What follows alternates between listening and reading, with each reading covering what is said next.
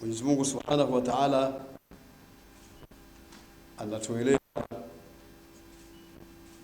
katika maneno yake matukufu aliyoyataja katika surati al-Baqara aya 195 kwa kusema wala tulqu biaidikum ila tahluka.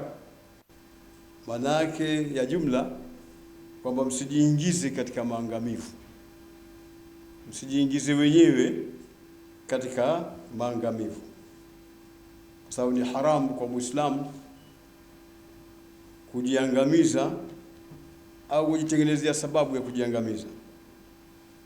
Na sehemu nyingine Mwenyezi Mungu Subhanahu wa Ta'ala amesema katika surati Nisa aya 29, wala taqtulu anfusakum inna Allaha kana bikum rahima.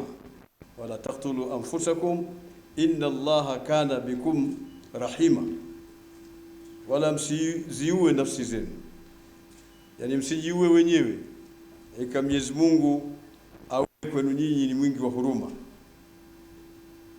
Haya ni maneno yote ya uthibitisho yanotokana na maneno ya Mwenyezi Mungu Qur'an.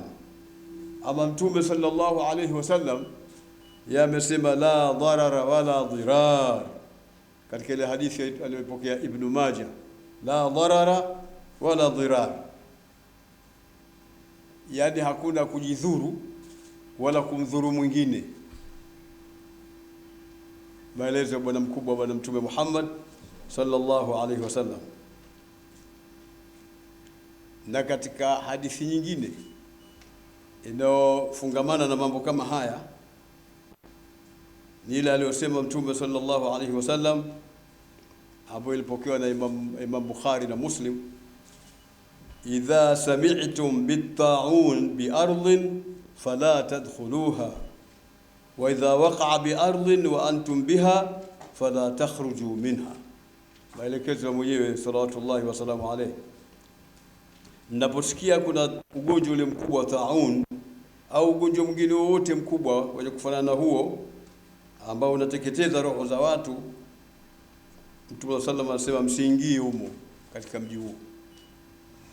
Na ikiwa itatokea nyinyi mmo ndani ya mji ule, basi msitoke mle ndani ya ule mji, bakini pale pale.